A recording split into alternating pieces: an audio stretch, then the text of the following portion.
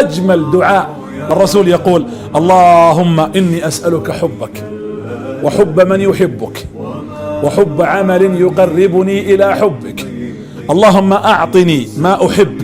شوف، اللهم أعطني ما أحب فاجعله عونا على ما تحب.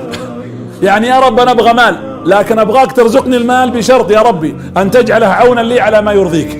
ثم يقول: اللهم فإن رددت عني ما أحب فاجعل لي فراغا فيما تحب.